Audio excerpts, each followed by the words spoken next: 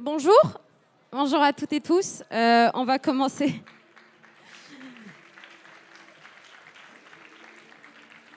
On va commencer la conférence et je tiens d'abord à m'excuser pour le retard.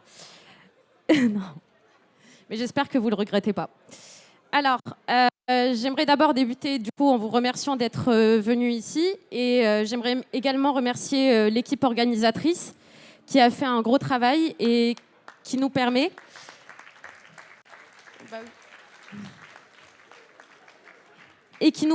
en plus de commencer le cycle de conférences pour la fête de l'UMA avec un sujet aussi central que l'antiracisme. Donc merci beaucoup à eux pour ça.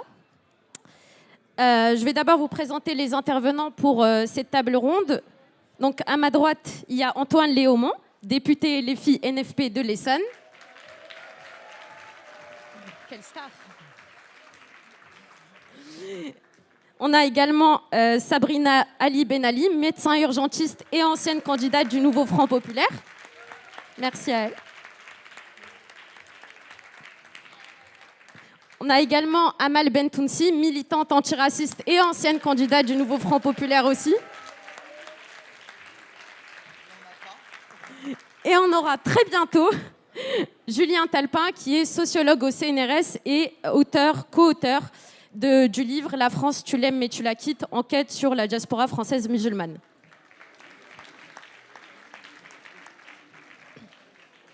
Donc, je me présente très rapidement. Je m'appelle Iman El Hamzaoui et je suis co-animatrice du groupe thématique antiracisme de la France Insoumise et je vais animer cette conférence. Donc, nous nous retrouvons aujourd'hui en cette rentrée scolaire, rentrée universitaire, qui coïncide aussi avec la rentrée du gouvernement, ou en tout cas de son Premier ministre, Michel Barnier, qui est un monsieur qui est quand même issu d'un parti en décrépitude, arrivé 4e aux élections législatives, et dont les connivences idéologiques avec l'extrême droite ne sont plus à démontrer. Mais ce monsieur a quand même obtenu son emploi grâce à Madame Le Pen, qui a également perdu les élections législatives.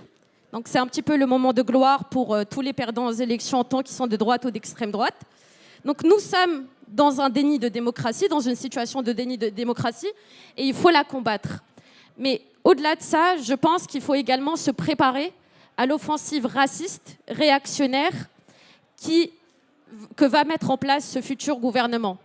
Parce que depuis la nomination de Michel Barnier, il y a eu beaucoup de discussions sur qui est ministrable entre tel homme de droite, ou encore tel autre homme de droite. Mais en réalité, il me semble que l'information la plus importante et la plus représentative de ce à quoi on va avoir droit pour les mois qui suivent, c'était l'annonce d'un retour potentiel du ministère de l'Immigration. Et ce n'est pas un effet d'annonce anodin que de parler d'un retour du ministère de l'Immigration. Parce que ça, c'est un signal politique très fort qui veut dire, pour ces gens-là, que les immigrés ne sont pas des humains à part entière, mais ce sont tout au plus un vaste problème qu'il faudrait solutionner. Et en réalité, il ne faut pas se tromper. Pour ces personnes-là, s'attaquer aux immigrés, c'est la porte d'entrée avant de s'attaquer aux personnes racisées, combien même celles-ci seraient de nationalité française. Et cette porte d'entrée est d'autant plus facile à franchir qu'elle se fait à bas coût politique et avec l'ascension d'une vaste partie de la classe médiatique. Donc, on est bel et bien à l'aube d'une offensive raciste, réactionnaire et xénophobe, et il faut qu'on se prépare à celle-ci. Et il faut qu'on s'y prépare d'autant plus que les personnes racisées sont de plus en plus discriminées et qu'elles subissent les effets du racisme de plus en plus dans leur chair, dans tous les domaines de leur vie, et ceux du berceau jusqu'au linceul. Et donc, il va nous falloir être vigilants, il va nous falloir être droit dans ses bottes, être solide sur ses appuis, et surtout ne pas tergiverser. Et quand je dis ne pas tergiverser, ça veut également dire de ne pas céder aux sirènes de l'ignorance et de la division de certains, de ceux-là même qui parlent de stratégie Terra Nova, de ceux-là même qui pensent que les slogans à rime faible vont remplacer les programmes politiques et les mesures concrètes pour aider la vie des Français, et de ceux-là même qui font, pour de basses raisons électoralistes, des campagnes aux faciès qui sont, rappelons-le, des politiques racistes. Alors, pour débuter ce moment de réflexion collective et ce moment de préparation collective à ce qui nous attend. Je vais tout de suite donner la parole à Antoine Léaumont, député Les Filles NFP. Merci. Merci beaucoup, Iman. C'est un grand plaisir pour moi de vous accueillir dans notre département, l'Essonne, pour cette fête de l'humanité. C'est la 2e édition qu'on fait ici. Et je pense que c'est une excellente chose qu'on commence le cycle de conférences sur le stand de la France Insoumise, justement par la question des luttes antiracistes. La conférence, elle est posée en disant l'antiracisme au cœur de l'émancipation. Et moi, je suis un peu scolaire. Et en général, quand il y a un sujet qui est posé, j'aime bien aller regarder des définitions et essayer de traiter les choses de manière logique et de manière en partant des définitions. Alors, l'émancipation, ce que ça veut dire, c'est que ça implique une autre manière d'être au monde. C'est-à-dire, s'émanciper, c'est quelque chose de réflexif. C'est des verbes qui sont toujours réflexifs. S'émanciper, c'est quelque chose qui se fait d'abord en travaillant soi-même. Je commence par dire ça, pour dire que c'est incomplet si jamais on ne pense pas à l'émancipation comme un travail collectif. Mais je commence par dire ça parce qu'en réalité, la question de l'émancipation permet de traiter la question du racisme par 2 bouts. Parce qu'il y a 2 bouts dans le racisme. Le premier, c'est celui que provoque le racisme sur les personnes qui le subissent, c'est-à-dire que fait le racisme pour les personnes qui, au quotidien, vivent le racisme. Et on peut répondre à cette question. C'est des éléments qui sont très matériels. Ça veut dire un moindre accès à l'éducation, ça veut dire un moindre accès au logement, ça veut dire un moindre accès à l'emploi, ça veut dire un moindre accès à la santé aussi. Et certains qui pourraient se poser la question pourront aller regarder ce que c'est que le syndrome méditerranéen, qui fait que certaines personnes, en raison de leur couleur de peau, quand elles vont aller à un hôpital, par exemple, on va juger qu'en raison de leur couleur de peau, en fait, elles se plaignent un peu trop et qu'en fait, elles n'ont pas vraiment mal. Et ça mène des gens à mourir, littéralement. Donc, quand je dis un moindre accès à la santé, et tout à l'heure, tu disais, le racisme, c'est quelque chose qu'on vit du berceau au linceul, parfois, ça accélère l'arrivée au linceul. Et le racisme, pour les personnes qui le subissent, est une question de vie ou de mort. Et là, je veux vous alerter, les camarades. On a vu ce qui s'est passé au Royaume-Uni dans les semaines qui ont précédé. On a vu qu'il y avait des ratonnades contre certaines personnes en raison de leur couleur de peau. Donc, la question des luttes antiracistes n'est pas une question qui flotterait dans l'air ou je ne sais quoi. Comme les luttes contre les discriminations en raison de l'orientation sexuelle ou en raison du genre, toutes ces luttes sont des luttes qui sont à la fin des fins une question de vie ou de mort, parce que vous trouverez toujours quelqu'un en face de vous qui nie votre humanité au point de vouloir y mettre fin. Et c'est bien le premier point par lequel il faut qu'on prenne aussi les choses. C'est penser, pour les personnes qui ne sont pas concernées par le sujet en particulier, penser ce que ça veut dire pour les personnes qui sont concernées par le sujet. Moi, je ne suis pas concerné par le racisme, je ne le subis pas, je n'ai jamais subi le racisme. Mais il faut toujours se demander ce que ça produit, et ce que ça produit sur les gens, et ce que ça produit sur une société et sur une organisation comme notre mouvement, la France Insoumise. Le racisme, un des effets très directs qu'il peut avoir pour la vie politique d'un pays, c'est que ça provoque une auto-exclusion, une auto-mise à l'écart de la participation politique. Pourquoi participerais-je à voter dans des institutions qui, de toute façon, me méprisent et me considèrent comme un moins que rien? Pourquoi est-ce que j'irais mettre un bulletin de vote si jamais le résultat de ce bulletin de vote, c'est que de toute façon, quand j'ai voté, ça fait comme si je n'avais pas voté, j'ai toujours une école pourrie, j'ai toujours un accès à la santé pourri, et j'ai une police qui, souvent, peut avoir des comportements ou des propos racistes.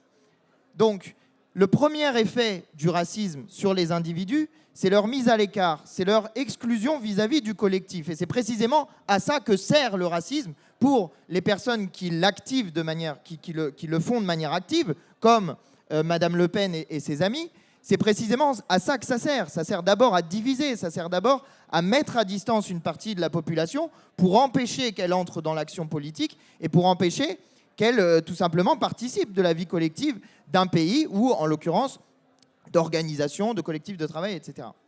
Bon, ça, c'est le premier aspect. C'est la partie personnelle de l'émancipation. Mais cette partie personnelle, du coup, les effets que ça peut avoir sur une personne, cette logique d'émancipation, mais ça a aussi des aspects collectifs. Parce que le racisme n'est pas quelque chose qui serait le fait de 2 ou 3 individus qui uniquement seraient des gens activement racistes, qui sont persuadés du fait que des gens, en raison de leur couleur de peau, de leur origine, leur religion, de je ne sais quoi, auraient des capacités différentes. Il y a des gens qui sont activement racistes. Ça, c'est un fait. Il y a des gens qui théorisent des logiques racistes. Il y a des gens comme Éric Zemmour, par exemple, qui va théoriser aussi des logiques non seulement racistes, mais aussi sexistes. Par exemple, Zemmour, c'est quelqu'un qui est persuadé du fait que les femmes sont inférieures aux hommes en raison de leurs conditions biologiques. Il est persuadé de ça. Et il a dit une fois un truc du genre « Non, mais c'est normal que les femmes soient un rôle inférieur parce qu'elles ont un plus petit cerveau ». On ne sait pas où il invente cette histoire-là, mais en tout cas, il théorise le fait qu'il y aurait une différence fondamentale en raison du sexe, mais aussi en raison de la race, entendu au sens sociologique du terme.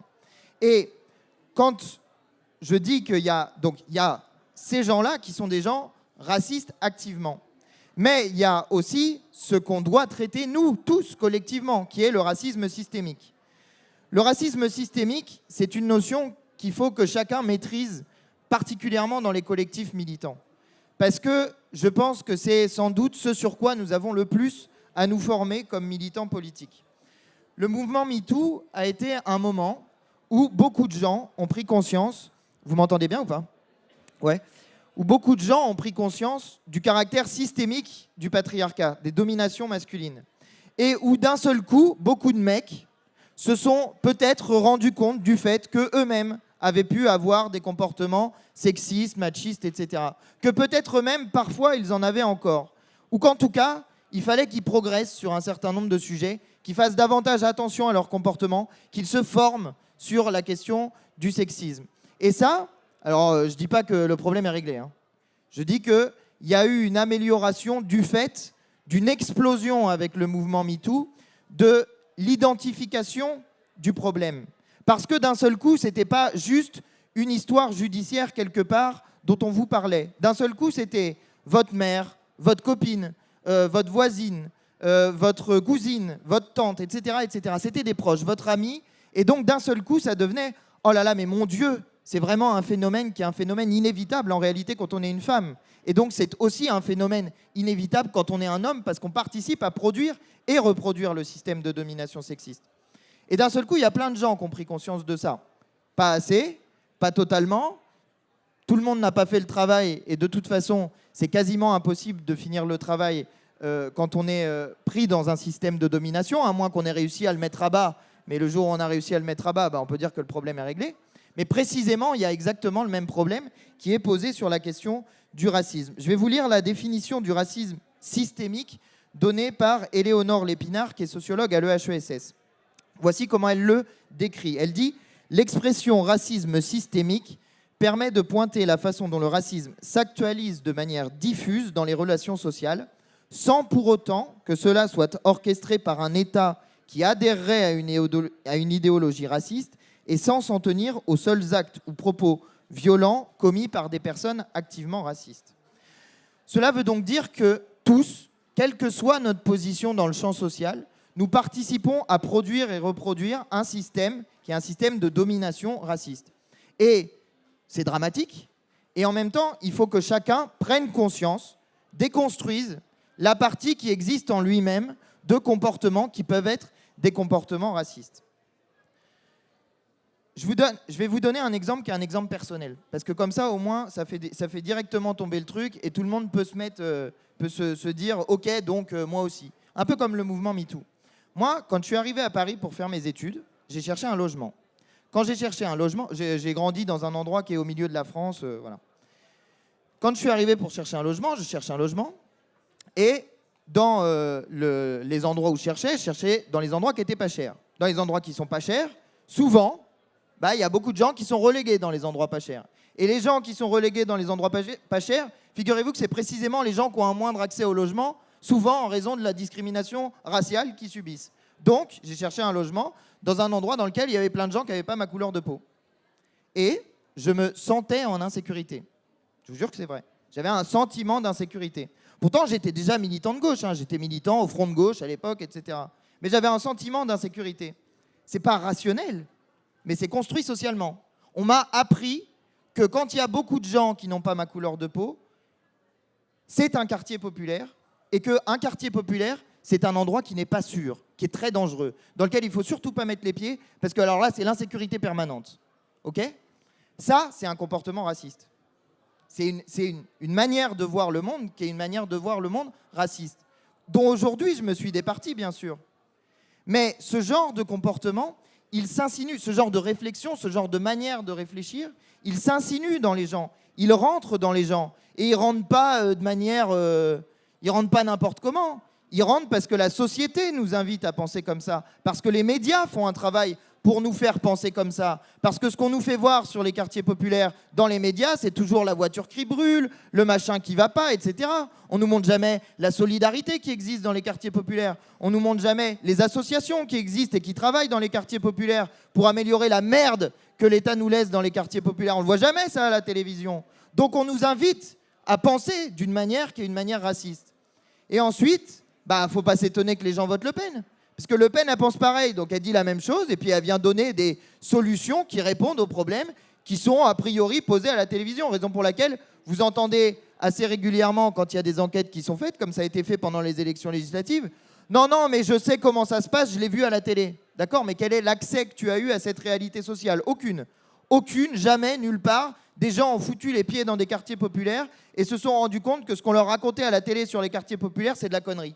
Voilà. Et ensuite, ils votent Le Pen, parce que Le Pen a dit exactement comme la télé, même si elle non plus, elle n'a jamais foutu les pieds dans un quartier populaire. Donc, ce que j'essaye de vous dire, c'est que cette partie-là de l'émancipation, c'est nécessairement une émancipation qui est collective. Parce que, pour reprendre le titre d'un livre bien connu, je vais essayer de retrouver le titre, de Reni Eddo-Lodge, le racisme est un problème de blanc. Bah oui, le racisme est un problème de blanc. En l'occurrence, ceux qui produisent et reproduisent le système raciste en position de domination dans le système raciste, c'est les gens qui ont ma couleur de peau. C'est comme ça. C'est pas dramatique. Ça ne veut pas dire que chacun des blancs sont racistes. Ça veut dire que tous, collectivement, et même les personnes en situation de domination à l'intérieur du système raciste, eh bien, on participe à produire et reproduire ce système. Et que justement, ce qui est notre honneur et notre fierté, c'est d'essayer de mettre à bas ce système-là en déconstruisant ce qui, chez nous, peut faire qu'on participe à le produire et à le reproduire. Et ça, les camarades, c'est une question qui est une question de vie ou de mort, précisément pour toutes les personnes qui subissent ce racisme-là. Et je finirai là-dessus parce que je ne veux pas être trop long, mais ma montre ne marche pas. Donc, je ne sais pas combien de temps je parle. Mais justement, c'est ça la question qui est posée dans l'avenir. Quand j'entends certaines personnes qui disent « Non, mais il faudrait laisser ça de côté parce que vous comprenez, ça ne parle pas dans la ruralité, je ne sais pas quoi. » Déjà, c'est pas vrai. Parce que des gens qui sont victimes de racisme, de discrimination en raison du genre ou de discrimination en raison de l'orientation sexuelle, il y en a partout. Hein, il y en a partout. Mais surtout, réfléchissons bien à ce que ça veut dire quand on dit qu'il ne faudrait pas en parler, qu'il faudrait éviter parce qu'il y a d'autres thèmes sur lesquels on est majoritaire, je ne sais pas quoi. Ça veut dire qu'on jette des personnes sous le bus. Ça veut dire qu'on n'en a rien à faire. Ça veut dire que si jamais il y a un pouvoir raciste qui arrive au pouvoir, je veux dire activement raciste, comme un pouvoir d'extrême droite qui arrive au pouvoir, mais encore on peut se poser la question quand il y a des lois immigration qui sont votées avec l'extrême droite et avec le programme de l'extrême droite, s'il n'y a pas déjà un pouvoir raciste qui est en place dans certains compartiments de l'État. Mais en tout cas, si on ne traite pas la question du racisme comme une question systémique, ça veut dire qu'on jette des personnes sous le bus et qu'on n'en a rien à faire. Et quand les racistes arrivent au pouvoir ou quand ils ont la force nécessaire pour agir, il se passe exactement ce qui se passe au Royaume-Uni. Souvenez-vous de la campagne législative, pour ceux qui l'ont menée. Il y avait plein de gens qui disaient « Est-ce que je vais devoir partir ? Est-ce que je vais devoir prendre un billet d'avion ? Est-ce que… » Moi, j'ai eu un truc, ça m'a fendu le cœur. Il y a un gamin devant un bureau de vote, à 2 heures de la fermeture du bureau de vote, il me dit « Est-ce que dans 2 heures, on sera encore français ?» Et moi, je ne sais pas vous dire, je me dis qu'un gamin de 12 ans me dise ça, ça veut dire que la question du racisme, elle est tellement présente dans son quotidien, à 12 ans, hein, elle est tellement présente dans son quotidien que c'est une question qui est vécue comme un danger imminent quand il y a une élection qui peut amener au pouvoir l'extrême droite. Et bien sûr que ça l'est. Parce que si effectivement l'extrême droite arrive au pouvoir, mais tous les mecs qui là sont en train de ronger leurs freins et de se préparer à mener la guerre civile, mais ils vont sortir de leur trou et ils vont la mener activement. Donc, on ne peut pas ne pas traiter la question en disant c'est pas grave, on verra plus tard, si on arrive au pouvoir, on aura réglé le problème. Non, il faut la régler maintenant et il faut la régler y compris dans des collectifs militants qui quoique étant très actifs sur les questions antiracistes, parfois ont besoin de formation, ont besoin d'outils pour pouvoir déconstruire tout ce dont je viens de parler. Voilà, je pense, la manière un peu générale de traiter le sujet et de traiter la question de l'émancipation, à la fois comme une question individuelle pour les éléments dont j'ai parlé au début, parce que quand on connaît, quand on sait, on est aussi plus fort. On voit, on est capable de déceler les choses qu'on subit qui sont pas normales, en fait, parce que l'aspiration générale, c'est une aspiration simple, une aspiration à l'égalité, voilà, tout simplement, d'une part, et donc d'autre part, un travail collectif qu'on doit tous mener.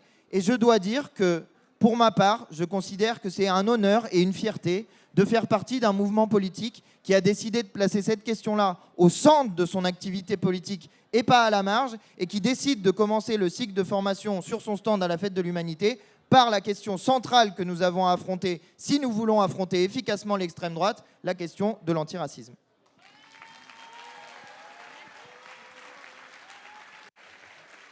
Merci Antoine. Maintenant, je vais passer la parole à Amal Bentounsi.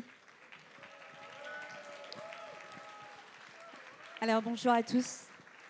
Merci pour votre invitation. Donc, moi, je voudrais d'abord évoquer la campagne électorale, ma candidature pour une première. Et je voudrais revenir là-dessus parce qu'il s'est passé beaucoup de choses. J'ai perdu à 2,5%, je crois. Mais en tous les cas, ce qui est certain, c'est que j'ai fait un score exceptionnel pour une première. Et ça, c'est le résultat, c'est le fruit de la lutte qu'on a menée sur le terrain depuis des années maintenant, depuis des décennies. La question de la lutte antiraciste, sur la question des discriminations, des violences policières. Et on n'a rien lâché. Et la question du racisme systémique, c'est quelque chose qu'on a imposé avec mes camarades et moi depuis de nombreuses années. Alors que nous étions pestiférés il y a quelques années, aujourd'hui, on parle de racisme systémique et on en est satisfait puisque quelque part, nos voix ont porté et quelque part, ça résonne aussi chez vous et c'est tant mieux. Le combat, il doit pas s'arrêter là puisque on le sait, même si on a obtenu, moi pour ma part, ce qu'on appelle entre guillemets le vote communautariste. C'est une insulte, c'est une diabolisation comme le font tous les médias dominants qui sont soutenus par des chaînes capitalistes et qui font ce travail de propagande en diabolisant le vote des quartiers populaires. Comme si ces gens issus de l'immigration post-coloniale, dès lors qu'ils votaient pour une personne qui elle-même a été diabolisée ou un parti donc, qui a été diabolisé comme la France insoumise, parce que la France insoumise, elle nous a donné des gages. Elle a évolué, contrairement à d'autres partis de la gauche, elle a évolué sur la question de la Palestine, sur la question des violences policières, sur la question des discriminations. Et ça, les électeurs des habitants des quartiers populaires l'ont entendu et ça résonne en eux. Et quand la France insoumise présente des candidats aussi qui leur ressemblent, pour ma part, issus des quartiers populaires, qui a vécu des tragédies et qui continue à en vivre. Donc je suis un cas parmi tant d'autres, une histoire de famille particulière, mais une histoire de famille qui est commune à beaucoup de quartiers.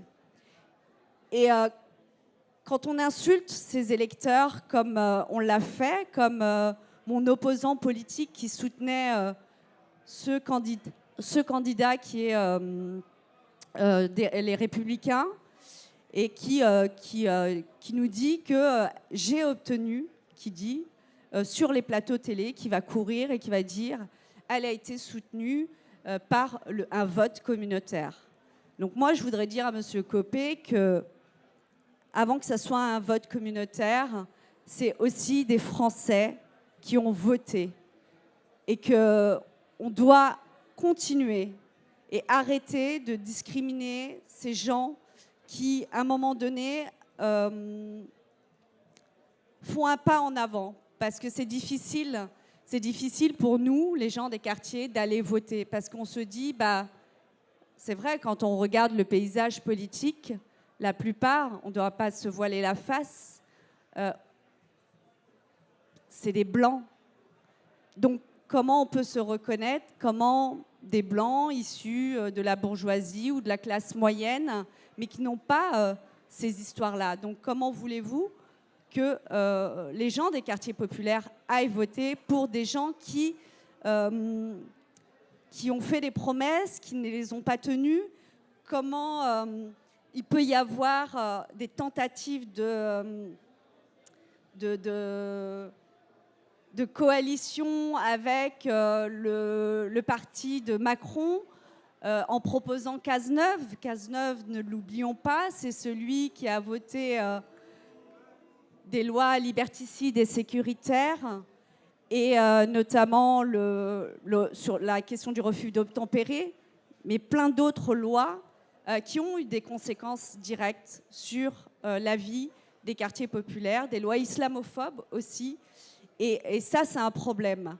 Et donc, alors le PS, moi, je vais vous raconter une petite histoire. Quand je suis arrivée localement, voilà, je suis autodidacte dans la politique. Comme je dis, je ne fais pas de la politique politicienne. J'essaye de parler avec le cœur, avec ce que je vis. J'ai eu énormément de soutien et je vois qu'il y a beaucoup de jeunes et ça me fait plaisir parce que c'est vraiment ceux qui sont venus me soutenir et, avec les convois. Et vraiment, je tenais vraiment à vous remercier parce que vous êtes mobilisés et ça, c'était vraiment chouette. Et on a vraiment passé un bon moment malgré les coups bas de la partie adverse. Et donc, pour la petite histoire, donc, il y a une réunion avec plusieurs partis donc, qui m'ont accueilli, donc, qui étaient plus ou moins inquiets de ma candidature. Et vous avez quelqu'un du PS qui m'a dit très clairement, comme ça, avec ta tête et ton nom, on est sûr de perdre. Donc, vous imaginez que en 2024, au sein du Parti socialiste, vous avez encore des gens qui pensent comme cela. Donc, on doit continuer à imposer nos idées, à lutter pour qu'on puisse avancer tous ensemble et que les votes des quartiers populaires, il n'est pas acquis. Il n'est pas acquis dans le sens où on nous regarde. Avec la dissolution, ils ont été votés en masse. Nous, ça fait longtemps qu'on sait que l'extrême droite, elle monte, elle monte, elle monte. Pour certains, on s'en rend compte aujourd'hui. Mais ce qui est certain, c'est que, avec ce qui est en train de se passer, avec des gens qui se sont mobilisés massivement, la jeunesse des quartiers populaires, qui, pour eux, c'était vraiment la première fois où ils allaient voter. Là, il y a une espèce de trahison, mais ils attendent de voir comment on va réagir, comment on va se comporter, est-ce qu'on va les trahir à nouveau. Et je suis très satisfaite que le nouveau Front populaire et la France insoumise n'aient pas accepté de faire partie de ce gouvernement qui n'a aucune légitimité, qui n'est pas encore composé, mais qui n'a aucune légitimité puisqu'ils ont perdu et que normalement, on devrait être... les candidats du nouveau Front populaire devraient être ce gouvernement doit être un ministre de gauche Et ce n'est pas ce qui s'est passé. Donc on doit continuer la lutte parce que les quartiers nous regardent et que le vote des quartiers populaires n'est pas acquis. Voilà, le combat continue.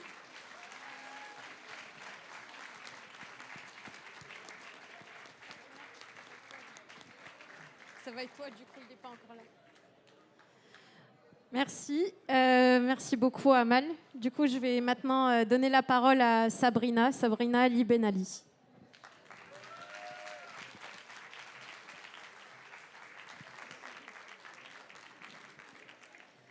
Merci à tous.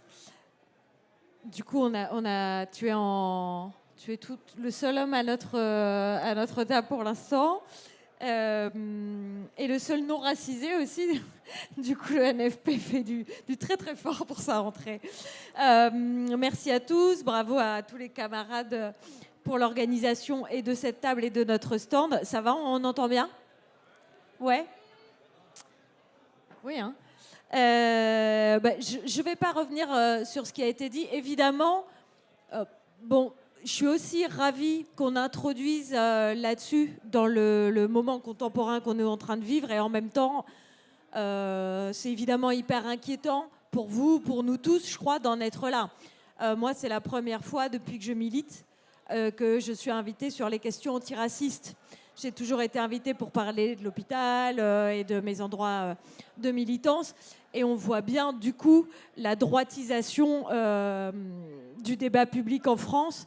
Et c'est à peu près la même chose qui se passe dans les médias, sur les réseaux sociaux. Dans mes premières années de militance, on me traitait toujours de gauchiste, d'idéaliste, utopiste au mieux.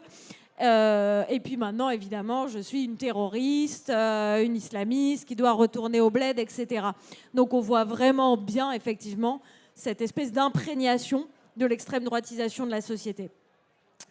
Et alors, heureusement,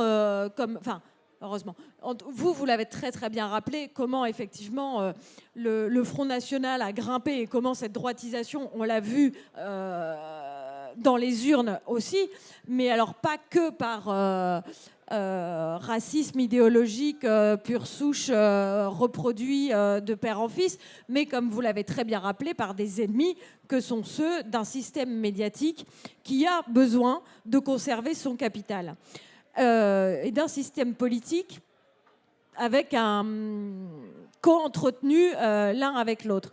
Or, comment est-ce que... Et d'ailleurs, même le gouvernement lui-même, à l'époque, on se rappelle tous, pour les plus jeunes d'entre nous, que Chirac, on avait choqué la France entière quand Chirac avait parlé le bruit et l'odeur. Alors aujourd'hui, on a l'impression que c'est Papy Jackie, tranquille, il a juste débordé avec un verre de vin de trop. Finalement, c'est presque gentillet à côté de ce qu'on entend aujourd'hui.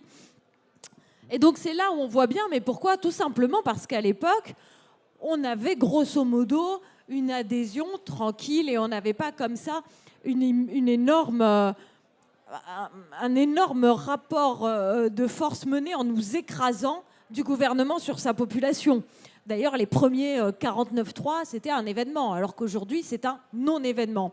Et donc, au plus, on a été loin dans des politiques capitalistes avec un néolibéralisme qui est son avatar ici, au moins on a eu d'adhésion populaire. Et donc, au plus, il a fallu désigner un bouc émissaire, une forme de diversion que va être le nouvel ennemi pour ne pas parler de ce qui dérange.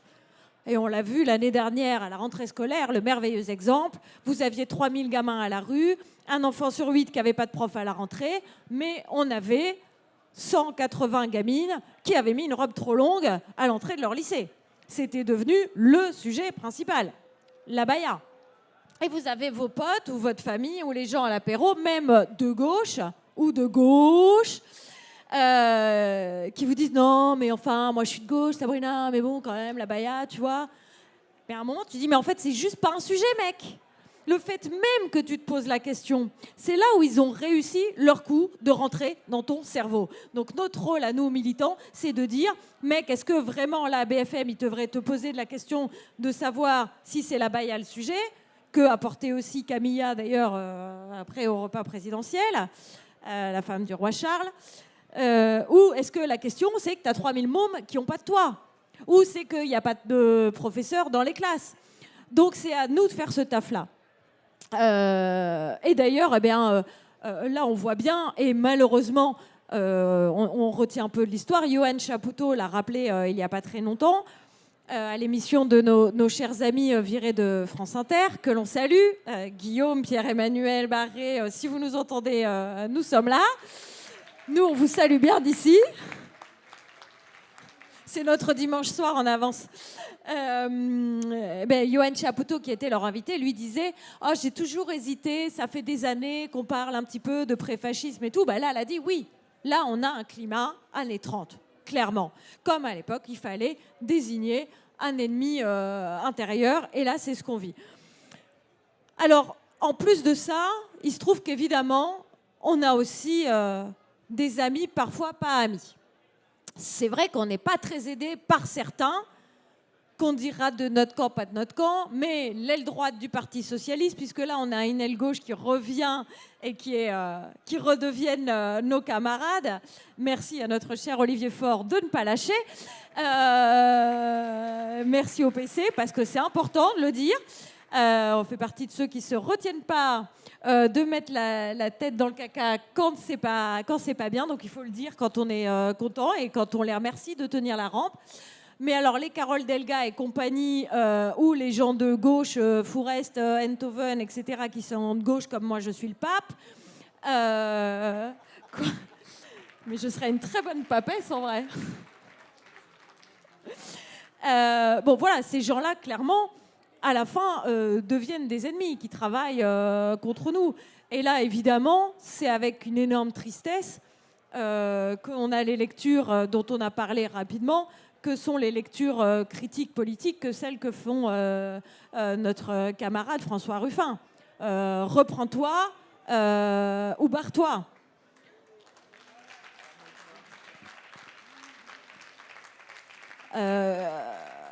Moi, je l'ai vécu encore plus. Pour pas me cacher, hein, François, c'était un ami. Quand j'entends on n'a pas été voir les aides-soignantes, alors moi, ça, si vous voulez, ça fait 10 ans à la LFI que je passe mon temps à parler des infirmiers, des médecins, des brancardiers, des manip radio, des aides-soignantes, etc., que Jean-Luc passe son temps dans les meetings à dire vous avez entendu, Sabrina, qu'on a été ensemble à l'émission de ce cher grand progressiste bien connu, Cyril Hanouna, pour aller rabâcher ça et faire un contre-feu à Zemmour, là-bas, sur place, où je lui ai dit moi-même, mec... Moi, ma grand-mère, elle était sur un tapis de prière tous les jours et sans elle, j'aurais pas eu les forces d'avoir mes médecines si le dimanche, j'avais pas mon petit pain à la semoule, préparé par ses soins. On y a été faire ce taf-là et donc c'est quand même notre rapport de force. De fait, l'action insoumise au quotidien, c'est une action de classe. Et l'action de classe, elle est intriquée dans l'action anti-raciste. Il n'y a pas de lutte des classes sans action antiraciste.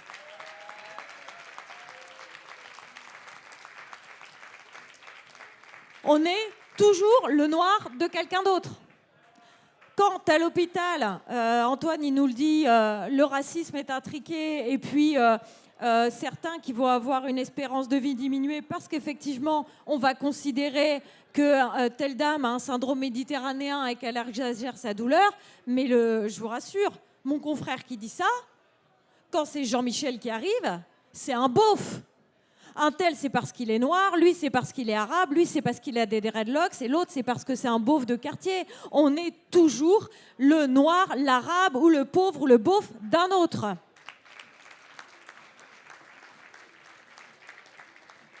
Et ça, c'est hyper nécessaire à nous, militants, de vraiment... Ça, c'est un travail idéologique qu'il faut qu'on mène avec nos camarades. Moi-même, ça a été dur de moi-même me former idéologiquement à ça. J'ai longtemps pensé, à Ali Ben Ali, que c'était juste une question de nom de famille, bien que physiquement, en plus, je ne fasse pas particulièrement racisée, comme on dit maintenant. Et même moi, personnellement, je suis un peu gênée par l'avancée de ce vocable qui me fait me sentir différente de quelqu'un d'autre qui serait dit pas racisé. Je comprends que dans les questions de lutte, mais à mon avis, même ça, il faut qu'on le pense, l'utilisation de ce mot ou pas.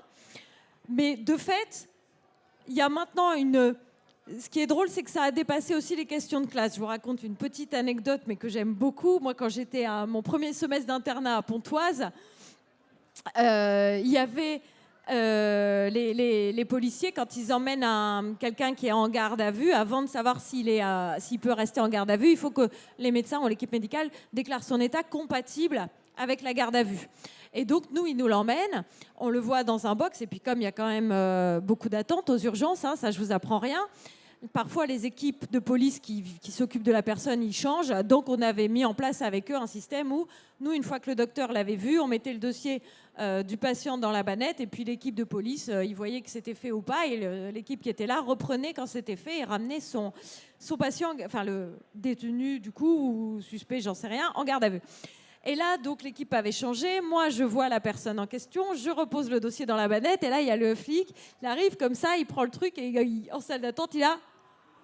Allez, Ali Ben Ali, là, on y va. Je fais alors non, Ali Ben Ali, c'est pas le détenu. C'est le docteur. Oui, ça arrive. Rigolez pas surtout. Hein. C'était vachement drôle. Quand même. Toi, t'arrives. Merci. Donc le mec, il avait quand même intégré qu'il y a un nom d'arabe sur la feuille et donc c'est forcément celui qu'on ramène. Mais alors ce qui est marrant, c'est le changement de comportement dès lors qu'il voit la blouse. Et donc je pense que si en fait Ali Ben Ali, ça avait été un vieux mec dans la salle d'attente tout pourri, il aurait peut-être presque pas fait d'excuses en fait. Et donc on voit bien, et moi je le vois, le nombre de fois où on me parle pas de la même façon, si c'est Ali Ben Ali ou si c'est docteur Ali Ben Ali. Et donc en ça, il y a vraiment une question de classe. Et donc, je rebondis sur cette petite anecdote pour vous dire que c'est notre travail idéologique à faire. Quand j'ai reçu Cédric Herrou en entretien cet été, on évoquait cette question. Cédric Herrou, que je ne vous représente pas, dans la vallée de la Roya, qui donc emmenait les migrants chez lui, et puis maintenant, on travaillait à construire le projet Emmaüs Roya, finalement correspond au parfait archétype du petit blanc. Il est tout blanc. Il a des terres, il élève des poules. Enfin, je veux dire, le truc, c'est tout bien. Il est pas français sur 8 générations de souches, comme il dirait. Mais quand même. Et pourtant, on voit là ce qui s'est abattu sur lui comme procédé raciste et comme mépris de classe hyper intense. Parce que dès lors qu'il est là pour expliquer qu'il n'y a pas d'inégalité entre les hommes, il devient l'inégal de ceux qui ont envie de garder le capital pour eux, des Éric Ciotti et compagnie. Et bien que pas noir, il devient leur noir. Donc il n'y a pas de différence entre Jean-Michel, Mamadou, Amal Bentoutsi, Sabrina Ali Ben Ali et Emmanuel Macron, qu'on va aller chercher.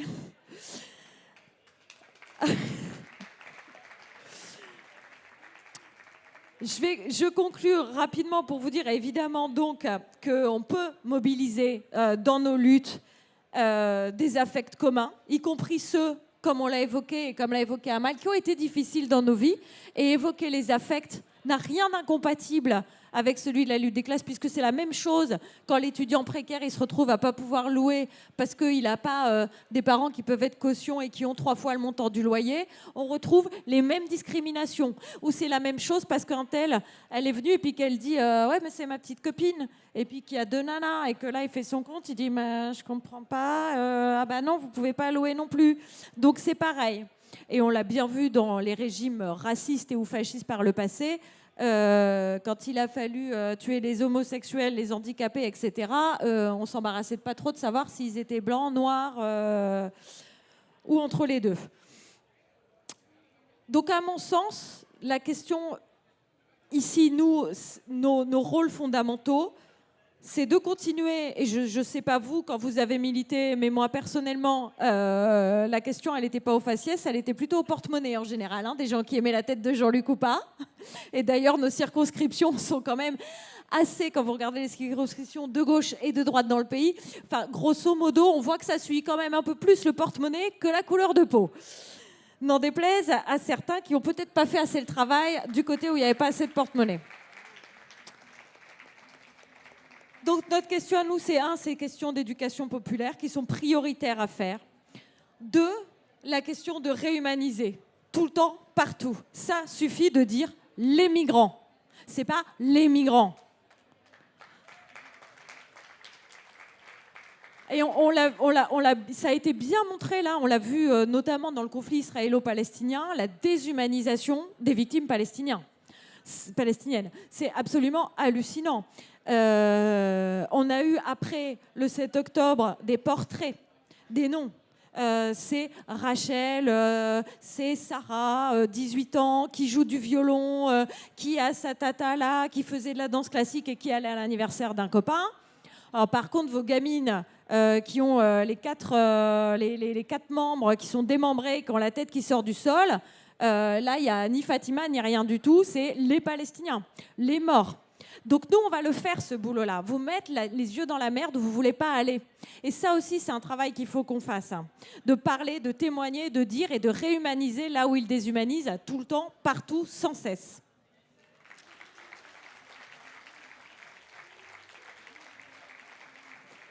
Et évidemment, bien pas qu'avec avec tout le monde, et on en parlait aussi avec Cédric, de réhumaniser les migrants. Et je vous invite à lire son livre, puisque c'est impressionnant dès lors qu'on sort du fantasme les migrants, cette horde de noirs qui arrive à nos portes et tout, et il raconte ce moment comment un mec qui habite dans son village, en fait, il a un gamin sur le bord de la route.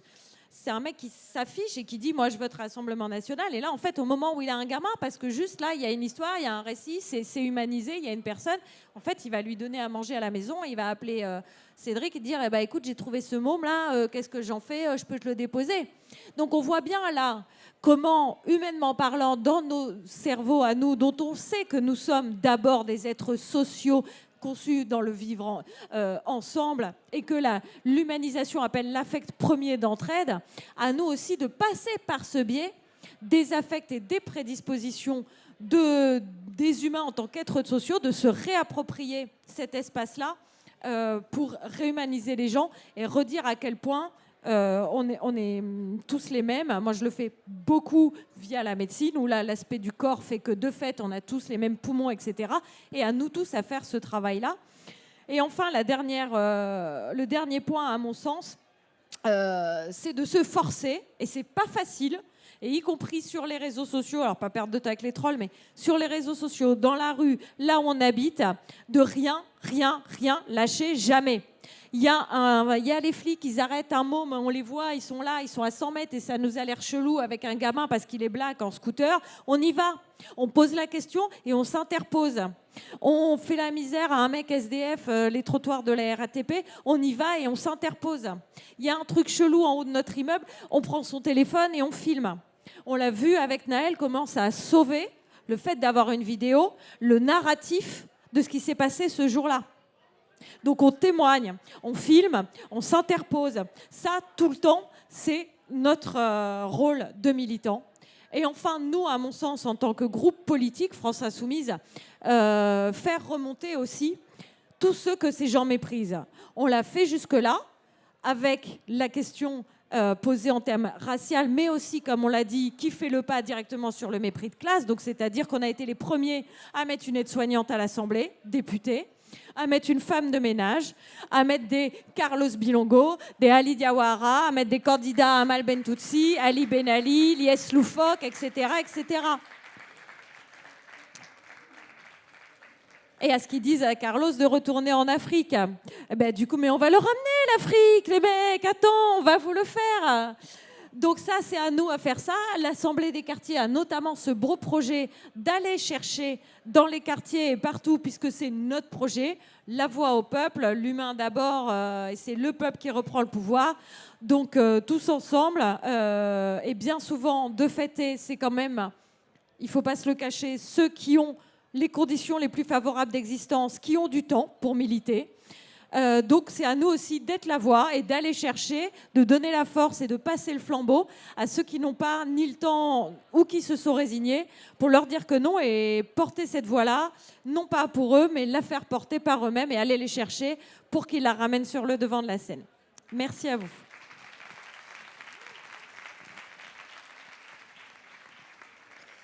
Merci. Alors maintenant, je vais passer la parole à Julien Talpin, sociologue au CNRS. Bonsoir. Désolé pour le retard. J'ai mis 1h30 à faire Massy jusqu'ici, plus que pour venir depuis Lille. Voilà, je suis vraiment confus et c'est un petit peu difficile d'intervenir sans avoir entendu mes camarades au préalable. Et je vais essayer de poser quelques éléments, à la fois sur où est-ce qu'on en est en termes de lutte antiraciste. Aujourd'hui, la situation un peu paradoxale, à mon avis, dans laquelle on est. Et la question que j'aimerais poser et discuter, ça déconne, c'est comment, au fond, on peut gagner, prendre le pouvoir en ayant une ligne antiraciste conséquente, comme je crois aujourd'hui la France Insoumise essaye de l'avoir. Voilà, tirer peut-être quelques enseignements que les sciences sociales peuvent nous apporter. Situation paradoxale de l'antiracisme aujourd'hui, à mon sens, puisque d'un côté, on est à un degré et de criminalisation de l'antiracisme comme on n'en a pas connu depuis longtemps. Alors ma voisine est bien placée pour le savoir. On a tout un ensemble de figures et de mouvements nationaux qui ont connu des attaques extrêmement violentes, y compris moi dans mes travaux, je documente au fond dans les petites assauts de quartier qui se font à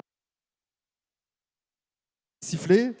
Et puis il y a eu aussi toutes ces vagues de dissolution, et je ne sais pas si on a pris véritablement la mesure de ce que représentait la dissolution du collectif contre l'islamophobie en France il y a quelques années, celle du collectif contre le racisme et l'islamophobie également plus récemment, et le processus de démantèlement au fond de la société civile musulmane qui s'opère sous nos yeux et qui vient saper les conditions de l'auto-organisation de la lutte antiraciste qui demeure pourtant, je crois, la clé première de la mise à mal au fond des formes de domination raciste et islamophobe. Et moi, c'est ce que j'ai essayé de travailler dans mes recherches, en essayant de comprendre comment tout ce contexte politique-là difficile avait pu conduire certains de nos compatriotes, notamment de confession musulmane, à quitter la France, désespérés qu'ils étaient de voir celle-ci se réformer. Donc d'un côté, on a ce mouvement de criminalisation, de répression extrêmement dur, et en même temps, du côté plutôt de l'espoir, je crois qu'on a quand même assisté à une forme de révolution culturelle à gauche, d'aggiornamento concernant la façon dont la gauche appréhende les questions raciales depuis 5 ans, depuis 2019. Moi, je crois que le tournant, c'est quand même la marche contre l'islamophobie de novembre 2019, où voilà, la France Insoumise en premier, d'autres un peu, ont quand même changé de logiciel et ont changé de langage aussi et de pratique à l'égard des mouvements antiracistes, de la question raciale plus largement. On l'a encore évidemment vu au regard des positions qui ont été prises sur le génocide en Palestine. On l'a vu il y a 1 an au moment des révoltes suite à la mort de Naël. On l'a vu sur la question de l'islamophobie. Et c'est pas rien en fait. Moi, je documente depuis des années dans mes travaux les trahisons historiques au fond de la gauche à l'égard des quartiers populaires et des causes antiracistes. Et là, il y a eu un basculement d'une certaine façon, et je pense qu'il est pour partie irrémédiable, et c'est une très bonne nouvelle. Une fois qu'on a dit ça, comment on gagne d'une certaine façon et comment on avance de ce point de vue-là? Alors, premier point, c'est de se dire que, de rappeler, là aussi, je rappelle des évidences, et ce n'est pas uniquement pour vous brosser dans le sens du poil, c'est que d'une certaine façon, cet aggiornamento, cette prise en compte conséquente, je crois, de la question antiraciste, notamment par la France Insoumise, ça marche. Ça produit des résultats électoraux. Moi qui travaille notamment sur le rapport aux politiques dans les quartiers populaires, on a vu depuis 2022, mais plus encore en fait aux européennes et aux législatives de ces derniers mois, une baisse significative de l'abstention dans des territoires où on pensait que c'était mort en fait. Voilà. Moi, sur un de mes terrains d'enquête principaux à Roubaix, l'abstention a baissé de 5 points en fait. Et donc des jeunes en particulier, racisés de ces quartiers-là, sont revenus aux urnes parce qu'on abordait enfin des questions qui sont centrales pour leur vie et leur existence, qui sont les questions de discrimination, de racisme, de contrôle au faciès ou d'islamophobie. Et donc ça change la donne d'une certaine façon. Petite parenthèse au passage liée à l'actualité. On parlait à l'instant de bataille idéologique, de combat culturel à mener. L'un d'entre eux également, je crois, c'est de dire que quand on s'attaque frontalement à la question antiraciste en tant que parti politique, quand on cherche à mobiliser les quartiers populaires, ce n'est pas plus communautariste que quand on cherche à mobiliser les classes populaires blanches et rurales en Picardie, ou quand on cherche à mobiliser un autre segment de l'électorat, par exemple la bourgeoisie du 16e arrondissement. Et donc moi, c'est le combat que j'essaye de mener dans le champ universitaire contre cette catégorie de communautarisme ou de séparatisme. Au fond, il est tout à fait naturel pour des groupes politiques de chercher à mobiliser certains segments de l'électorat plutôt que d'autres. Et ce n'est pas plus communautariste, au fond, de le faire en direction des habitants des quartiers plutôt qu'en direction d'autres groupes sociaux. Et là, il y a un vrai combat, je crois, à mener. Donc, adresser centralement les considérations telles que les questions raciales, d'islamophobie ou de violence policière, ça produit des résultats dans des urnes. Et en même temps, est-ce que c'est suffisant? Complètement, je suis censuré, complètement certain. Complètement certain pour plusieurs raisons. En tout cas, je pense qu'il faut continuer à aller plus loin. Premier élément, c'est que quand bien même ça marche, 5-6 points un peu de baisse d'abstention dans les quartiers et communes populaires aux dernières élections, c'est que moi, un élément qui m'a frappé et qui a peu été noté, c'est que, y compris quand, en juin dernier, l'extrême droite était aux portes du pouvoir, dans les quartiers populaires, on a encore 50% de la population qui ne va pas voter. Quand bien même on parle d'islamophobie, de contrôle aux faciès, de racisme d'État, que le RN est aux portes du pouvoir, la moitié des gens ne se rendent pas aux urnes. Et donc, pour le dire autrement, il ne suffit pas de changer son offre politique pour se reconnecter avec les quartiers populaires et les groupes racisés. Le travail est plus profond que cela, évidemment, parce que la désaffection est évidemment extrêmement profonde. Alors comment on fait? Alors évidemment, moi, je n'ai pas de baguette magique, mais j'ai quelques idées tirées quand même de mes recherches notamment. Je le disais, ce n'est pas qu'une question d'offre, et c'est principalement, et là toutes les recherches nous le montrent, une question d'ancrage local. Et là, et c'est un débat qu'on peut avoir ensemble, je ne sais pas si aujourd'hui la France insoumise, au regard de ses formes d'organisation collective et de ses modalités d'ancrage dans les territoires populaires, est parfaitement en capacité de construire au fond les relations qui vont permettre d'aller chercher les 10, 15, 20% d'abstentionnistes qui seraient possibles d'aller chercher, mais qui supposent un travail militant considérable, mais qui supposent une infrastructure organisationnelle qui est peut-être pas tout à fait présente aujourd'hui. Alors qui est peut-être qu'on peut construire, mais que moi je ne vois pas encore présente sur le terrain aujourd'hui. Deuxième élément, inévitablement, au fond, ce travail d'ancrage, de connexion pour aller lutter contre la désespérance et la défiance à l'égard de la politique qui demeure profonde dans les quartiers, suppose de renforcer encore les alliances avec les collectifs qui œuvrent dans ces quartiers depuis longtemps. Et ce travail, il est en train d'être fait. Je veux dire, Amal, par exemple, était candidate aux dernières législatives. Ali Diouara a été élu et il y en a beaucoup d'autres. Et là aussi, c'est un aggiornamento, une révolution culturelle en marche qui est importante et dont il faut marquer quand même la signification politique. Et en même temps, je pense qu'il faut aller encore plus loin. Et je pense que les municipales de 2026, alors il peut se passer beaucoup de choses de ce point de vue-là, vont être quand même un test important. Il y a des choses qui se préparent de ce point de vue-là dans les quartiers. Il y a une Assemblée nationale des quartiers populaires qui s'est constituée, composée de militants historiques de quartiers populaires, et qui s'est constituée sur une base plutôt autonome, en fait, et qui ne veut pas forcément laisser la place ou se faire dicter sa conduite politique par quelques partis politiques que ce soit. Et là, il y a des discussions à mener, à mon avis, des alliances à construire, et pour le dire très directement, je crois que ce serait dommage de faire sans eux, en fait. Et que si on fait sans eux, on n'arrivera pas, au fond. Et que si l'objectif, c'est d'élargir la base électorale, le spectre, et d'aller gagner et conquérir le pouvoir sur cette base antiraciste qui a été affirmée, il faudra faire avec ces groupes-là. Et aujourd'hui, moi, j'ai l'impression, de ce que je vois, que ces discussions-là, elles sont peut-être pas encore suffisamment abouties et qu'il y a de la défiance à l'échelle locale. Et donc, je cite l'Assemblée nationale des quartiers, mais il y a d'autres groupes. Et là, il faut solidifier ces alliances, parce que comme je l'ai dit au début, je reste convaincu que la lutte antiraciste ne pourra être gagnée qu'avec les premiers concernés, ceux qui se mobilisent depuis des décennies. Et là, voilà, il faut solidifier ces alliances-là. Un dernier mot pour conclure, là aussi en lien avec les débats qui animent le débat public en ce moment, c'est que je crois que cette voie-là, au fond, aussi coûteuse qu'elle soit en termes de travail militant, voilà, moi j'ai beaucoup travaillé là-dessus, je crois qu'il n'y a que ça qui marche au fond. L'ancrage militant, organisationnel de longue durée, tu parlais d'éducation populaire. Et voilà, et je le dis directement, je ne sais pas si ça c'est très compatible avec le gazeux en fait. Il faut se poser des questions organisationnelles très concrètes.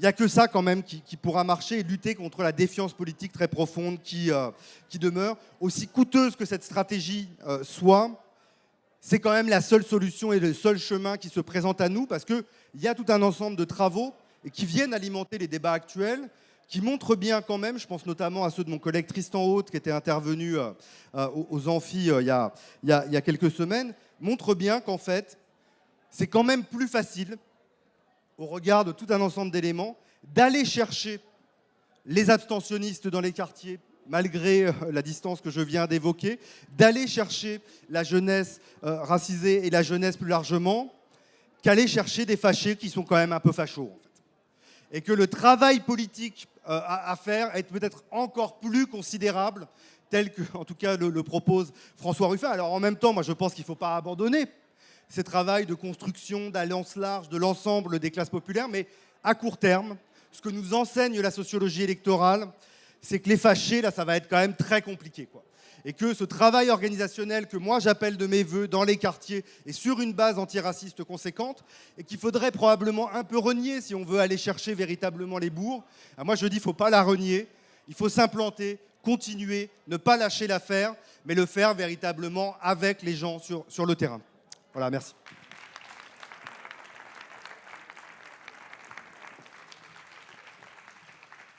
Merci beaucoup Julien. Et je vais passer le micro à Amal très rapidement pour une annonce et après on prendra des questions. Alors oui, il y a une annonce très importante puisque c'est un procès qu'on attendait depuis quelques années. C'est Nordine. Nordine qui a été victime du refus d'obtempérer. C'est l'un des seuls survivants à la suite d'un refus d'obtempérer depuis la loi de 2017, la loi Cazeneuve d'ailleurs. Donc il aura lieu, c'est le procès des policiers, donc le jeudi 3 octobre 2024 au tribunal de Bobigny.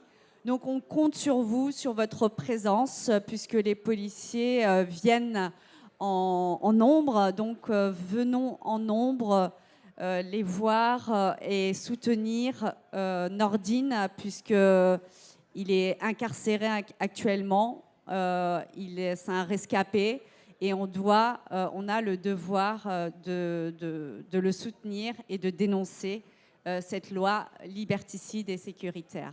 Merci beaucoup. Donc maintenant, on va se laisser un petit peu de temps pour discuter tous ensemble. Est-ce que quelqu'un aimerait prendre la parole ? Ouais. Ouais, pardon. Bonjour. Justement, par rapport à votre dernière intervention, la question de la stratégie militante pour que ce soit convaincre davantage les classes populaires pour faire à nouveau baisser le taux d'abstention que pour réussir à terme à aller atteindre les au minimum fâchés. Il y a sûrement la question d'arriver au pouvoir et de montrer que les politiques fonctionnent. Mais au vu de la difficulté réelle, est-ce qu'il y a d'autres façons pour éviter le constat de dire pour l'instant c'est compliqué et on n'arrive pas à dépasser cette limite des 5%? Est-ce qu'il y aurait une stratégie, quelque chose d'applicable sur le nombre pour mieux convaincre, pour montrer que c'est possible d'y arriver?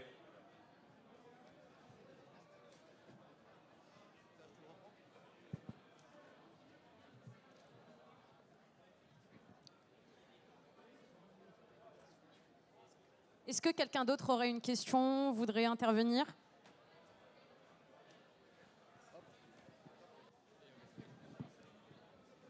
Alors merci pour la conférence, c'était très intéressant. On parlait tout à l'heure de l'utilisation du mot de personnes racisées. C'est quoi l'origine et pourquoi on devrait l'utiliser ou pas selon vous?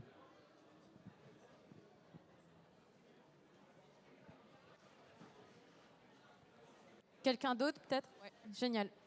Ce serait bien qu'il y ait des femmes aussi. Une femme d'abord, non mais c'est une femme d'abord. Bonjour, alors je suis arrivé un petit peu en cours. Moi j'avais une petite question par rapport à la dernière intervention. La stratégie, elle a plus ou moins payé dernièrement sur la question de mobiliser. On l'a vu sur cette campagne qui a été incroyable. On l'a vu sur la campagne de 2022 et ensuite des législatives 2022 qui ont permis de mobiliser des personnes. Il y a des gens qui n'ont même jamais voté, même rien que pour les européennes. Donc là-dessus, ça a fonctionné. Mais on arrive à un moment, je pense, stratégique où on tombe dans une impasse. Parce que la question, c'est, certes, il faut mobiliser des gens qui n'ont pas été votés. Mais comment ensuite, si on y arrive suffisamment pour passer le second tour sur une présidentielle ou même sur une législative, peu importe, enfin, comment derrière on arrive à gagner? Parce que le problème de cette stratégie, c'est qu'elle est très coûteuse en termes. Moi, je ne vais pas vous dire de quel bord politique je suis d'aucun. Mais il y a quand même ce sujet-là de si on veut gagner, il faut mettre de l'eau dans son vin, parce que c'est le principe des élections dans lesquelles on est aujourd'hui. On peut les critiquer, on peut les condamner, on peut faire la révolution pour les changer. Mais en état, si on participe au jeu, le jeu, il est fait comme ça. Il est fait avec des primes majoritaires. Et en fait, avec ce type de stratégie, il y a quand même ce souci de devenir majoritaire à plus de 50%. Et pour l'instant, la perspective, elle est complètement bouchée. Et pas envie d'envoyer, de tirer sur des personnes en particulier ou quoi que ce soit. C'est même pas la question. C'est que là, en l'état, on le voit, la gauche, elle n'arrive pas à être majoritaire. Et c'est quand même un vrai sujet pour arriver un jour à rien que réinfluer. On parlait de révolution.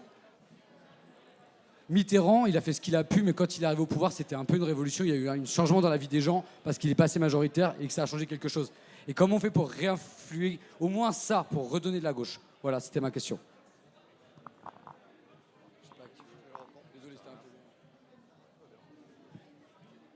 Là, ici. Deuxième rang. Bonjour, merci beaucoup pour toute la conférence et merci de vraiment mettre la lutte antiraciste au sein de votre politique parce que ça réchauffe le cœur de beaucoup de personnes racisées.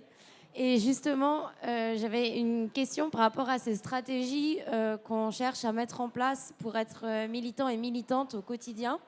Ce serait, vous avez discuté du fait qu'il vaut mieux aller chercher les personnes qu'on peut convaincre plutôt que de se fâcher avec les fachos. Mais quand on est dans une conversation et que quelque chose de super raciste arrive de la part d'une personne qui est déjà convaincue de son bord politique et qui ne se veut pas forcément dans le changement, comment vous réagissez et comment on réagit? Parce que ça m'est arrivé plein de fois que des personnes me disent ouvertement, en sachant mon nom de famille et mes origines, qu'on me dise ouvertement bon, toi, tu es différente, mais moi, je comprends les proprios qui veulent pas louer aux Noirs et aux Arabes, des choses comme ça. Et à chaque fois, c'est un peu... T'es tétanisé, comme quand il se passe quelque chose dans la rue à ton encontre. Dans la stratégie de la lutte contre l'antiracisme, du coup, ma question, c'était est-ce que vous perdez votre temps ou pas? Genre, je sais pas. Parce que... La dernière. On fait la dernière, je pense. Comment établir une réelle politique antiraciste quand historiquement et même de manière contemporaine à gauche, il y a des partis qui réagissent de manière un peu contradictoire, que ce soit de manière actuelle avec la Palestine ou même de manière historique avec la question de la colonisation? Comment sur le moyen ou long terme construire quelque chose de cohérent avec ces partis? Merci.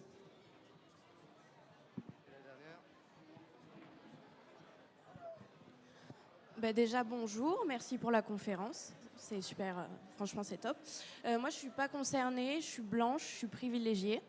Par contre, je côtoie beaucoup de fâchés et de fachos dans le cadre du travail.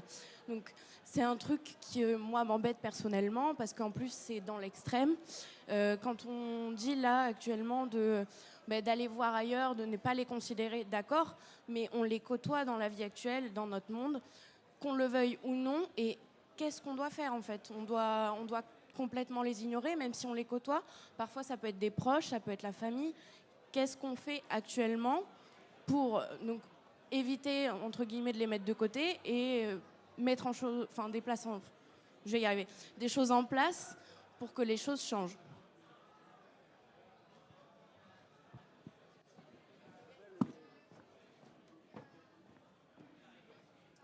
Alors, je veux bien réagir et en tout cas poursuivre le débat sans avoir forcément des réponses très claires. Il y a eu pas mal de questions justement sur quel bloc électoral construire pour devenir majoritaire, qui est à mon avis la question fondamentale aujourd'hui à gauche, évidemment. Et bon, moi je suis partagé d'une certaine façon. C'est-à-dire, au fond, pour retraduire un peu certaines des interventions, c'est est-ce que ce que j'ai présenté à l'instant, qui est à certains égards la doctrine, me semble-t-il, de l'AFI ces derniers temps, n'est pas simplement une stratégie de premier tour. Au fond, qui peut permettre d'arriver en tête au premier tour, mais qui vous assassine pour le deuxième, ou dans le meilleur des cas, vous ferez 40% et ça n'aura servi à rien, en fait. Et c'est une vraie question. C'est une vraie question.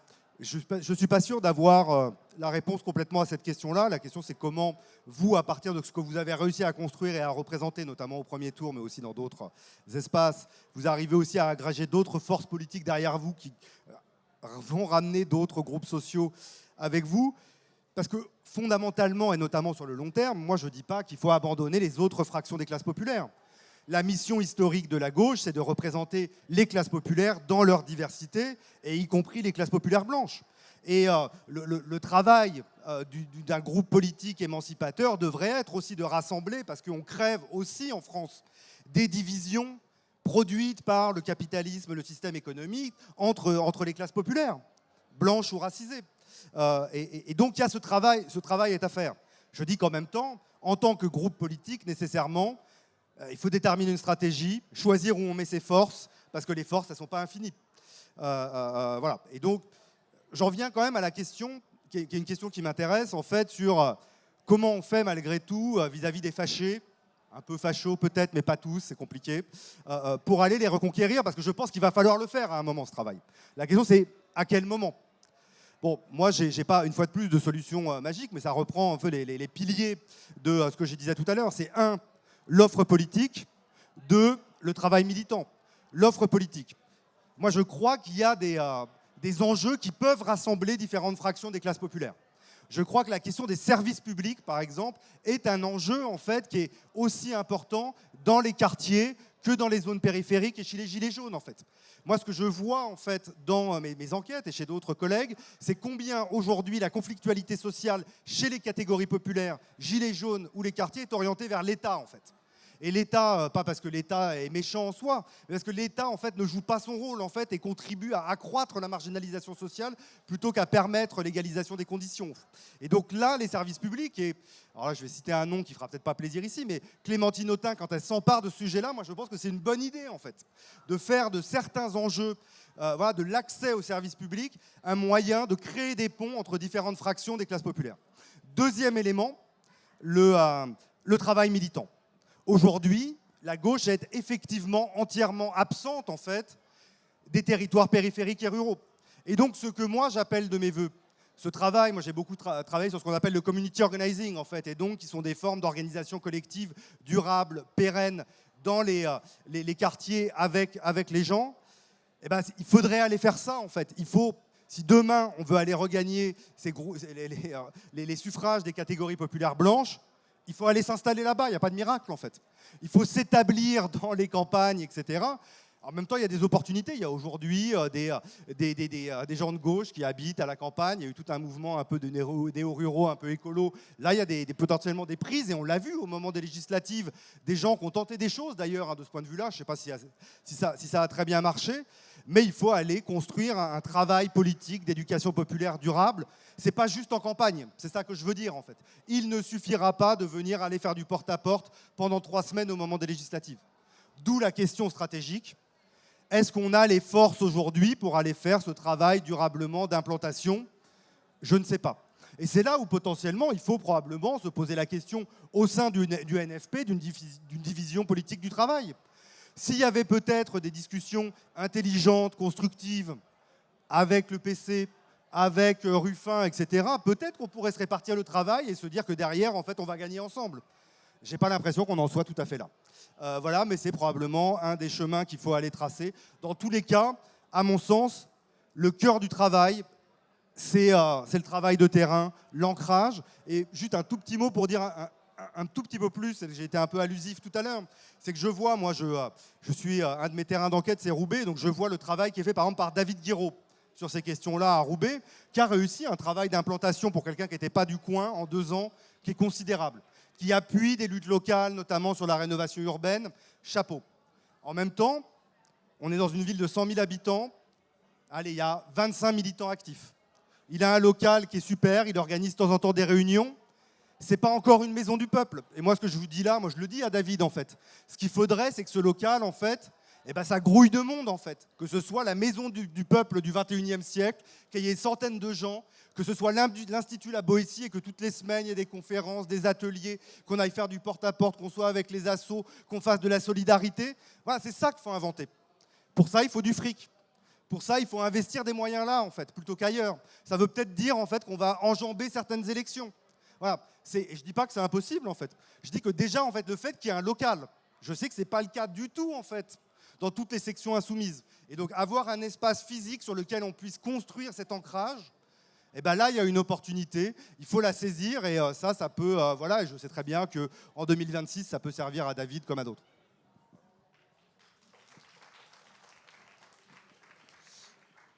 Alors, pour la réponse, aller parler aux fachos fâchés, pour ma part, on a eu une circo assez compliquée, 54 communes, donc où j'ai perdu à 2200 voix. Donc ça reste quand même un score assez important, avec le peu de moyens qu'on a eu et sans ancrage local et sans moyens. Vraiment sans moyens. On a fait ça à l'arrache, mais vraiment. Et je n'imagine même pas si on avait eu des moyens avec un ancrage local, avec les associations de quartier, avoir un lieu à nous où on peut se réunir. Et je pense que c'est ce à quoi on doit réfléchir à l'avenir, dans un avenir proche, puisqu'il y a urgence. L'extrême droite est au pouvoir, hein. On ne va pas se voiler la face, même si elle est cachée derrière, parce que la politique de Macron, c'est aussi céder à l'extrême droite et à ses idées, à son idéologie. Et donc oui, un ancrage local important, et il faut des moyens, il faut de l'argent, il faut se mobiliser, il faut qu'on crée des ponts aussi. Moi, j'ai plein d'idées que je ne vais peut-être pas développer ici ce soir, mais ce qui serait très intéressant, c'est qu'on puisse avancer, mais avancer très vite, et se retrousser les manches et y aller en fait. Parce qu'il risque d'y avoir certainement une dissolution, peut-être. Donc il y a des perspectives législatives, mais il y a des perspectives municipales, présidentielles, et on doit être partout, en fait. Donc voilà, moi j'en appelle à la mobilisation collective, qu'il y ait des convois qui viennent nous voir, qui nous aident, parce que c'est vrai que sur le découpage de la Seine-et-Marne, ça a été très compliqué, et on a manqué, malgré la solidarité, malgré les militants qui sont venus nous aider, cette jeunesse qui s'est mobilisée et que je remercie encore, malgré l'ancrage local, mais sans local, ça a été compliqué aussi, et donc on doit vraiment se mobiliser maintenant. Bon, Antoine. Alors, je vais essayer de faire très vite parce que je crois qu'on arrive au bout du temps. En fait, sur la question que tu as posée sur pourquoi on utilise le mot racisé, le mot correspond... Hein, ça déjà, oui, c'est... C'est en fait un néologisme créé par Colette Guillaumin dans l'idéologie raciste. Un livre qu'elle a publié dans les années 70. Colette Guillaumin était une féministe, une militante antiraciste qui était dans le MLF. Et en fait, elle l'a utilisé pour décrire simplement les personnes qui subissaient le racisme, mais ça ne les définit pas intrinsèquement, c'est simplement un moyen de nommer ces personnes-là. Voilà. Et cette position-là de dominer sur le plan racial, tout du moins. Bon, bah du coup, voilà. Je voudrais essayer de traiter un peu l'espèce d'aporie qu'il y aurait dans essayer de convaincre. Mais en fait, il n'y en a pas. En fait, moi, c'est ça qui m'agace. Il n'y a pas d'aporie, il n'y a pas de limite dans les gens qu'on doit convaincre. On doit convaincre tout le monde. C'est une évidence, parce que sinon, qu'est-ce qui se passe? Si jamais on considère que dès qu'une personne, elle a voté pour le Rassemblement national, c'est foutu, ça ne changera plus jamais, ça ne va jamais arriver, ben, c'est comme dans Rhinocéros ou comme dans la peste. C'est une maladie, c'est une contagion, et puis ça ne recule jamais. Mais précisément, les camarades, si jamais on fait des luttes antiracistes quelque chose de central, qu'est-ce qu'on fait? On supprime le terreau sur lequel s'appuie le vote Rassemblement national. C'est un préalable, en fait, de lutter contre le racisme pour faire reculer le vote d'extrême droite. Et précisément, c'est ce que montre un sociologue comme Félicien Faury. Mais les gens qui votent RN, il y en a plein. Tiens, par exemple, les copains que tu as décrits, ils vont dire « je suis pas raciste, mais… » suivi d'une phrase raciste. Donc, ça veut dire qu'il y a une hégémonie culturelle sur le fait qu'être raciste, c'est mal, mais qu'il n'y a pas une hégémonie culturelle sur la compréhension de ce que c'est effectivement que le racisme, et notamment de ce que c'est que le racisme systémique que l'on peut produire et reproduire sans même vouloir le faire. Le nombre de fois où il y a des gens qui demandent « Ah, c'est quoi ton origine ?» sur la base de la couleur de peau, des cheveux ou de je sais pas quoi, eh ben, quand vous êtes la personne qui pose la question, vous n'avez pas l'impression que c'est raciste, mais quand vous êtes la personne à qui c'est la 50e fois qu'on demande « C'est quoi ton origine ?» bah, au final, vous avez un peu l'impression d'être traité différemment d'une personne qui ne va pas subir la question. Voilà. Et bien ça, par exemple, le fait que ça, c'est pas activement raciste. C'est pas quelque chose qui fait que vous considérez qu'il y a une personne qui est différente. Mais ce que ça produit, c'est une reproduction du système raciste.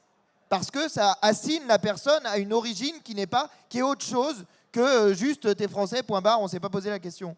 Et justement, je pense que c'est un des moyens de résoudre la question. Parce que toi, ton bouquin, c'est La France, tu l'aimes, mais tu la quittes. Un des éléments qui est centraux, et moi, pour le coup, c'est quelque chose où justement la marche de 2019, par exemple, elle a eu un impact sur ma manière de concevoir les choses sur le sujet. C'est qu'il y a une revendication patriotique, je vais appeler ça comme ça, mais il y a une revendication patriotique à l'égalité, en fait, particulièrement forte dans les quartiers populaires.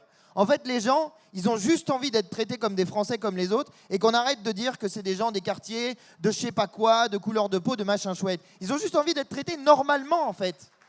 Et pas différemment vis-à-vis de Michel, de je sais pas quoi, Damien, ou de… Voilà, ils ont juste envie d'être traités normalement. Parce que précisément, l'intégralité du système qu'ils vivent les assigne à autre chose que quelque chose de normal. C'est une aspiration à la normalité. Parce que quand vous devez faire un détour de 1 km parce que vous avez vu un fourgon de police et que vous avez peur de vous faire contrôler par la police parce que c'est déjà arrivé 10 fois ou 20 fois, eh ben c'est pas normal parce que c'est pas un sentiment d'égalité. Quand vous avez le souffle coupé parce qu'il y a les policiers qui sont juste à côté de vous et que vous vous dites « Oh putain, merde, ils vont encore me contrôler », c'est pas un sentiment normal. Moi, j'ai pas peur quand je vois la police. J'ai pas peur, moi. Mais il y a plein de gens qui ont peur. Et c'est pas normal qu'ils aient peur. Mais les fachos, eux, ils vont dire que c'est normal d'avoir peur de la police parce que c'est l'autorité, machin chouette. Donc, ce que j'essaye de vous dire, c'est que la lutte antiraciste, ce qu'elle provoque, c'est de supprimer le terreau du vote Rassemblement national. Et par ailleurs, il faut se poser la question de comment ça se fait que des gens qui eux-mêmes ont des ancêtres portugais, espagnols, italiens, etc., qui ont des ancêtres européens, comme ils disent, pourquoi est-ce qu'ils ne se souviennent pas de leur propre histoire de migration, qui a été une histoire de violence? À Aigues-Mortes, en 1893, il y a des massacres d'Italiens. Ça ne se passait pas mieux avant l'immigration, parce qu'il y avait déjà des xénophobes. La différence qui est posée aujourd'hui, c'est que précisément, cela peut s'appuyer sur une couleur de peau et sur une religion ou sur je ne sais quoi. Et que donc, quand ils disent qu'ils ne sont pas racistes, etc., bah si, ils ont un problème avec une couleur de peau, ils ont un problème avec une religion. Mais est-ce que les gens qui sont concernés par ces discriminations aspirent à autre chose qu'être traités à égalité avec l'ensemble de la population française, c'est-à-dire comme des Français comme les autres? Non. C'est ça la question qui est centrale. Et le problème qui est posé est un problème d'unité du peuple. Notre mouvement, il s'appelle l'Union populaire. Ça ne veut pas dire autre chose. Le racisme, le sexisme, la discrimination en raison de l'orientation sexuelle est précisément ce qui sert au système capitaliste pour empêcher l'unité du peuple contre le système capitaliste. Donc faire l'unité du peuple en luttant contre les systèmes de discrimination, quels qu'ils soient, de genre, de ce que vous voulez, Même le handicap, par exemple, c'est une question qui est une question structurelle qu'on n'évoque pas assez, d'ailleurs, je pense, pour les personnes qui sont victimes des situations de handicap. Essayez de vous balader avec un fauteuil roulant n'importe où, et vous verrez à quel point c'est systémique, la discrimination contre les personnes en situation de handicap. Cette question de l'unité populaire et de la manière de créer l'unité populaire, contrairement à ceux qui nous disent que nous aurions renoncé à l'universalisme et que nous chercherions, comme tu l'as dit tout à l'heure, un vote communautaire. Mais pas du tout. C'est eux qui renoncent à l'universalisme précisément parce qu'ils font des différences en raison de la religion, de la couleur de peau. Les universalistes qui défendent égalité, liberté, égalité, fraternité, c'est nous. C'est nous qui avons un programme, et j'en finirai par là, un programme politique qui crée de l'unité. Et tu parles de la question des services publics, mais en fait, sur tous les thèmes, bon sang, sur tous les thèmes, on est majoritaire. Quand les fachos nous parlent d'immigration, qui est responsable de l'immigration, à part M. Bolloré, qui va exploiter en Afrique des matières premières, qui est responsable, lui, de la souffrance qui va avec l'immigration. Quand il nous parle de sécurité, mais excusez-moi, c'est pas une question de sécurité de ne pas se faire tuer par la police. Si, c'est une question de sécurité. C'est pas une question de sécurité de ne pas avoir des immeubles qui brûlent avec des gamines qui meurent. Si, c'est une question. Moi, c'est arrivé dans ma circonscription, une gamine qui se fait tuer parce que les logements sont pourris. C'est pas une question de sécurité. Si, et c'est une question qu'on doit traiter collectivement. Et enfin, il nous parle de sécurité sans arrêt avec une logique, vraiment, c'est littéralement ça, de terreur. Faire peur, des peines considérables, etc. Quand est-ce qu'il parle de prévention? Quand est-ce qu'il parle d'effectivement éviter qu'il y ait des actes qui soient commis? Quand est-ce qu'il parle du fait que si, par exemple, il y a un certain nombre de personnes qui avancent petit à petit dans le trafic de stupéfiants, eh ben, ils ont d'abord mis un petit doigt, qui est un petit doigt tout simple, où on vous a amené petit à petit à aller vers le trafic de stupéfiants, et où ensuite on vous a gardé, où ensuite vous êtes pris, y compris par une logique de terreur et de peur aussi, parce que si jamais vous sortez du trafic, alors gare à vos fesses. Qui c'est qui parle de ça, à part nous, en fait? Qui c'est qui parle de la sécurité en parlant des êtres humains, des individus, de ce qu'ils subissent, de pourquoi on arrive dans des situations comme celle-ci, hein? Et la dernière fois, il y a un gendarme qui s'est fait tuer par un refus d'obtempérer. Et ils nous disent, mais c'est de votre faute, je sais pas quoi, vous n'êtes pas assez dur sur les refus d'obtempérer. Pardon, la personne qui a commis ce meurtre était une personne alcoolisée. Okay ? Quand est-ce qu'on parle, par exemple, du sujet de la consommation d'alcool au volant sur ce type de situation ou de stupéfiants? C'est ça les questions qui sont posées. Eux, quand ils amènent les sujets à l'Assemblée nationale, c'est pour faire toujours une seule chose. Vous pouvez regarder tous les textes qui sont faits sur la sécurité dernièrement. Il y a toujours un seul sujet, aggraver les peines. Voilà, on aggrave les peines et on pense qu'on a réglé le problème. Un an de prison, c'est pas suffisant, on va mettre 2 ans. 2 ans de prison, c'est pas suffisant, on va mettre 4 ans. Et puis à la fin, ils arrivent à l'aboutissement où on peut voir où ils arrivent, la peine de mort, parce que de toute façon, pour régler le problème de la sécurité, il faut tuer tous les gens qui ont fait des problèmes de sécurité. Voilà. C'est ça l'aboutissement de leur logique à eux.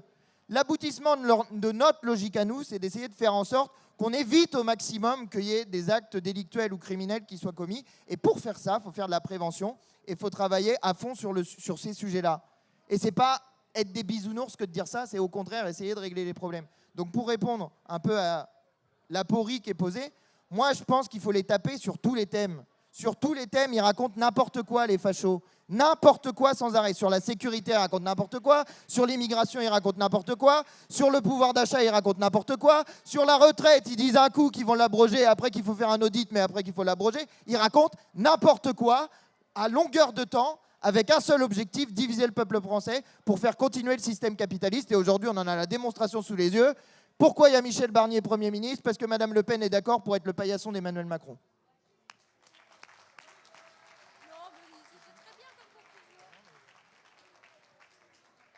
Bon, écoute, c'était très très bien comme conclusion, mais soit... non, en plus, moi, c'était beaucoup moins bien ma réponse au facho, parce que moi, j'ai un kit intramusculaire tout prêt, je les bute direct.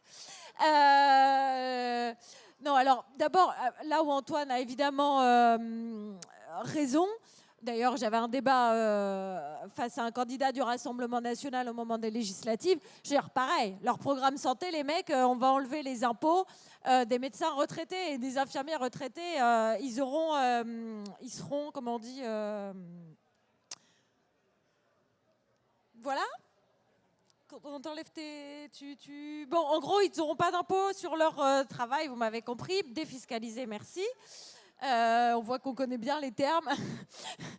Donc, ces mecs racontent n'importe quoi. Les gars pensaient vraiment qu'en faisant juste bosser les médecins de plus de 80 ans, ils allaient régler le problème des déserts médicaux en France. Donc ça, c'est aussi notre travail. Le savoir, le savoir, le savoir, le savoir. À ton dîner, ah bah ouais, mais enfin, on n'a pas de quoi accueillir toute la misère du monde. Hop, j'ai ma petite carte, j'ai ma fiche. Attends, je vais à la fiche coût économique de l'émigration, etc. Tu l'as. Ouais, l'appart, je ne veux pas le louer. Les Arabes, ils sont vraiment sales et ils sont dégueulasses. Ah, mais attends, la petit préjugé raciste, je l'ai aussi. Et partout, à chaque endroit, quand même. Nous, quand les gens ils vous parlent de la suppression de l'AME, par exemple, mais moi, hier, ma salle d'attente de garde, tu pouvais enlever, d'ailleurs, il n'y en avait pas hier soir, mais enfin, même si à chaque fois, tu m'enlèves les 3 qui sont sans papier, la salle de garde, bah, c'est super, tu vas avoir 122 patients aux urgences au lieu de 125.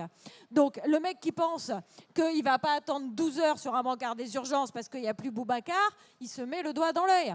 Donc, le dire, ces gens disent effectivement n'importe quoi du matin au soir. Ils surfent sur l'ignorance des gens. Et ça, à un moment, malgré tout, bien que tu vas arriver à un endroit où c'est un petit peu résistant, quand tu les mets devant les faits, bah, tu mets quand même un petit grain de sable en semant le doute dans l'esprit, surtout si, a priori, comme le dit Antoine, bien souvent, on sait quand même que le racisme, c'est mal, même si après, on ne se rend pas compte. Ça, on garde encore l'hégémonie culturelle de ça. Donc, dès qu'il intègre que finalement, lui aussi, il est en train d'avaler, parce que vous l'avez tous entendu comme moi. Moi, je suis libre de penser. Je ne répète pas ce que dit BFM et CNews. Mais enfin, quand tu lui as démontré par A plus B qu'il dit n'importe quoi, et qu'a priori, s'il avait lu les bons journaux et pas regardé BFM et CNews, il ne serait pas en train de te dire la merde qu'il est en train de dire à table, bah là, il s'est un petit peu con quand même. Donc, ça aussi, c'est un boulot à faire. Après, effectivement, comme tu le dis, être partout. Nous, après la campagne de Montreuil, on l'a vu là, et bien que ce soit une députation de gauche, et ben, malheureusement, partout dans les quartiers, à Montreuil, dans les quartiers populaires, moi, ils m'ont tous dit, ah bah super, on les a vus passer en 2017, en 2012, ils ont distribué des tracts, ils ont salué, ils ont serré les paluches, et puis après, on n'a plus vu personne. Bah ça, à gauche, c'est inadmissible. Et moi, je le dis sans problème à nos amis qui ont fait l'après. Bah, l'après, c'est pas l'avant d'il y a 3 décennies où on vient en costard-cravate, serrer les paluches pour qu'on vote pour nous, passer avec des scores en surfant sur JLM 63%, et après, je viens plus vous voir et je traîne dans les jolis quartiers. Donc nous, on va y aller. Et un vrai militant, c'est celui-là. C'est celui qui mouille la chemise et qui dit on y va. Tu trouves pas de stage, eh ben, on va t'aider. Et puis si on n'a pas de local, eh ben, on mettra des barnums en attendant. Si on n'a pas d'argent, et puis un jour on le mettra là, un jour on le mettra là. Nous, on a fait ça toute la campagne pendant 15 jours. Et on a vu des centaines de gens arriver, et en 15 jours, alors qu'il n'y avait plus de force vive militante à Montreuil, ce qui est hallucinant. Je veux dire, quand on a moins de 20 personnes dans une ville où il y a France Insoumise qui fait 64% premier tour, il faut se poser les questions. À un moment, il y a le collectif des mères isolées qui s'est réveillé, les quartiers pop qui se sont réveillés, les clubs de judo, de foot, etc. Assa qui est venu nous voir avec le comité Adama, parce que ces forces vives n'attendaient que ça, d'avoir un endroit, d'avoir une référence, d'avoir des militants, un truc à eux, un endroit qui leur parle. Et là, ils ont trouvé une voie à cet endroit, parce que les gens étaient là pour dire c'est les voix du peuple qui remontent, et pas venez, faites-moi confiance, suivez-moi, la vieille politique à papa. Donc c'est ça notre travail à nous, comme le dit Antoine et comme le dit notre cher ami. C'est partout nous qui sommes dans le vrai. On l'a vu avec Cédric, la République, c'était lui qui la faisait correctement, qui respectait les lois républicaines, qui respectait la Convention de Genève et qui respectait les droits de l'homme, dont la France est signataire. C'est les Éric Ciotti, etc., qui étaient dans l'illégalité. Donc, comme le dirait un camarade, la République, c'est nous.